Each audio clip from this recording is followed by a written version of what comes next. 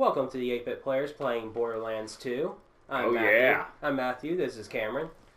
And so, in our last episode, we started doing the cult following missions. Cult following. And so, it's a 4-part quest. And this is the second one we did, where we had to kill a demigod known as Scorch. So we're going to turn that in and start the third quest. Yeah, and for a demigod, it was not that much. No. I am a little over-leveled. Like, we were supposed to do these earlier, but I wanted to do some of the side quests, definitely for recordings that were a little interesting. This is fine. He's saying that the Firehawk spoke to him in a dream and gave him another sacrifice, and Lilith was just like, no, I didn't. It's like, Lilith is listening on this because she wants to know if this cult is really something we need to keep an eye on. Yeah, be afraid of. Yeah. Because, a few fans is one thing. Fanatical following that ends up, going out and killing people for ritualistic sacrifices, that could be problematic. Mm-hmm. So we have to grab this little guy known as Matchstick. We have Matchstick. He's the most loyal, he's the most devoted brother. He killed more than 100 people for the Firehawk with an incendiary pistol. And Lilith is thinking that that's impressive, and hopefully they were just bandits. I mean, they were probably just other members of the cult, right? Right. So this is I was kind of hoping that we could do this quest in the last episode. Is Matchstick on your back? No, I wish he was. Oh. Trust me, I tried looking at that when playing multiplayer. He's not. Oh. But we have to deliver Matchstick to... I don't think I ever showed what this looks like, but we gotta go back to Clayton, Captain Flint's hideout. Yes. And that's annoying because we have to start here, basically, and go all the way back to the boat. Yeah, we have to get... yes. Because you could think, we could just go to where the boat was and then teleport to Captain Flint's lair. No, the boat takes you there now when you teleport. Gotcha. So it doesn't really make a difference. So now we have to traverse all the way back to the top to this one little area in Captain Flint's battle arena. We don't have to fight him, fortunately. Good. But this just gets awkward because it takes a long quiet walk up there. I love that we are 5 times as strong as the current enemies. Yes, it is glorious. But it's a bit of a walk to get up there. Not too bad, but still a bit of a walk. You didn't get to see... We're sacrificing Matchstick, basically. Sending him to the flame. And you'll have to listen to it. It's just awkward. But while we're doing that... Ritualistically sacrificing a dwarf tends to get awkward regardless. Yes, it does. But while we're doing that, is there anything that you'd like to talk about, Cameron? This is a new recording session, so how's everything been? I've lost all hope in the English language and grammar in general. Oh, I've lost hope in that a long time ago, but why don't you tell me what's going on? What's troubling you? Oh, okay. For those viewers who don't know, I'm a substitute teacher. Mm-hmm. Yes, he is. And I was subbing at a middle school this past week, and I was subbing for one class, and it was a history class. Mm-hmm. And they were going into the dark ages, and the dark ages. What did Christianity do during this time? What did these people do during these times? What led to the dark ages? All that jazz.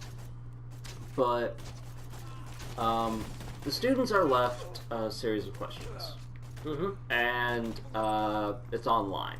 So I said, okay, when you're done, come up and show me that you're done, and then you can, get online and play games or whatever. Because let's be honest, that's all they want. Yeah, that's all they want to do. So it's like, come up and show me you're done first, because if you don't, I'm just going to come around and you're going to say you're done, and then I'm going to have to call you out, and then you either are or you aren't.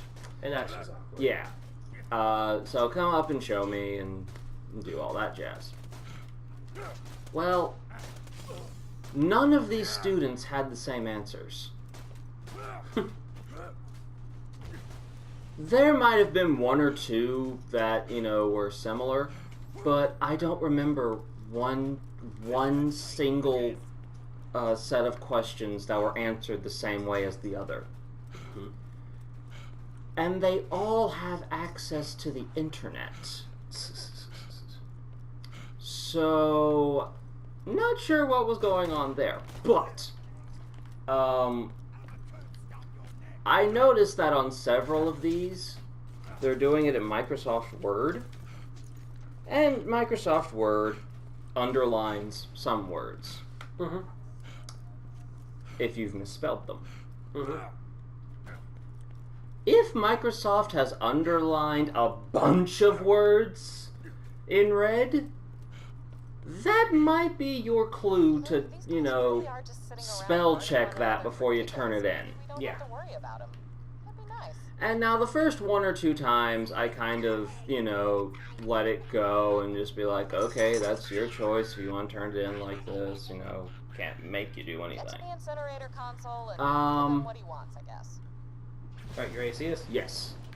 Should me okay. Well, so we now he's ready to be together with the Firehawk. Yes, he's going to be sacrificed. Because it's what he wants.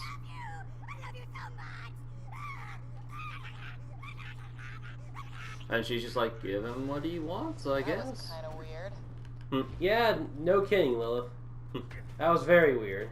Nothing like someone proclaiming their love for you as they burn alive. Yeah, I know, right? Yeah. Anywho, I have never gotten, physically pained by reading something that was grammatically incorrect. And how old were these Until kids? this day. Well, they're middle schoolers. Okay, gotcha.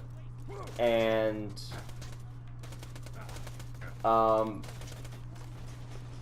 if by some random chance this kid ever sees this, there's nothing wrong with this as long as you realize later that you shouldn't do it again. But one of the questions was, who is this person?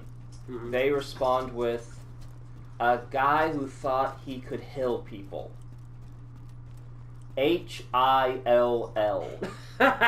Really? Yeah. That's just... Dude, really? Yeah.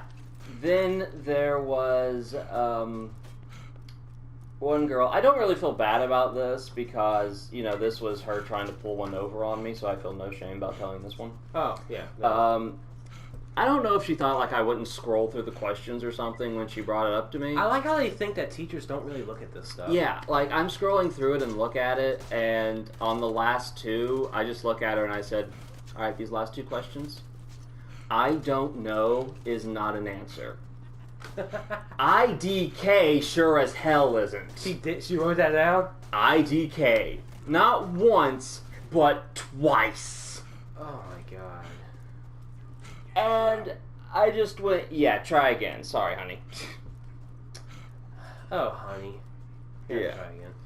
But, and there were numerous ones of these, and one of them was, they spelled, what was it?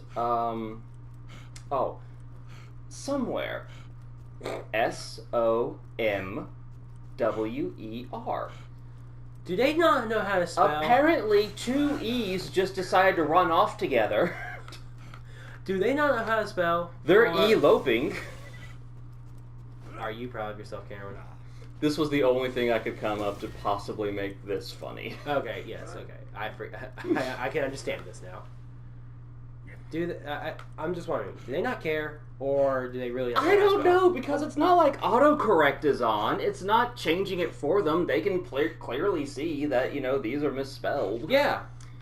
And That's like you said, because it has that red line that tells you it's misspelled. Now, when someone misspelled massacre, I let that go. Because it's like, you know what? You just tried to copy what you read on Wikipedia. Good for you. You gave it your best shot to spell massacre. Good for you. Good on you. But when you are misspelling numerous things, and you're bringing it up to me, and I know as soon as I say you've answered all the questions, you're going to go back to your seat, you're going to turn this in, and that's going to be the end of it. Mm-hmm. So, you're not going to hit spell check, are you? I don't think you are. And if you are, thank you for proving me wrong. But it just kind of bugs me that, like, you know, you're just trying to get it done. You don't really care, but seriously, is it that troublesome to hit spell check? I mean, is it really worth doing this to yourself? Yeah, like when I was in school, we had spelling tests every week. Mm-hmm. I remember that. I had those weekly things too. And I hated them. Absolutely hated them. So when something comes along that makes those kind of obsolete in a way, because as long as you know kind of what the word's supposed to look like, you know, it'll work. Mm-hmm. But with this, it was, come on, guys. Do you and me a favor. Come on. Please do. Exams are literally around the corner. Do me a solid, man, please. Get your shit together, guys. Come on. On that note, we are going to prepare for the Enkindling. This is the final mission for the cult following. Okay. So we had to light those three. I don't know what you'd call torches, whatever. But so anyways, we're going to go to the Enkindling now. Yeah, they called them effigies. Yeah, that's right, effigies. But yeah, so any kind of hope I might have had for the English language or grammar or spelling or anything like that, For at least the next generation. or just in general. Yeah. Like, I am not a grammar Nazi. My girlfriend. Until the past few years, when I realized, like, okay, dude, if I'm calling you out on your grammar, that's the cue, all right? That's the sign. Mm-hmm. Because, you know, I'm in communications. I speak. I know how important it is to make things sound correct. I don't have to worry about commas when I talk. Mm-hmm. You know, I have to worry about where I pause and things like that. So, you know, when I call you out on someone said, yeah, he done did it. No, he did not. He ain't done did nothing.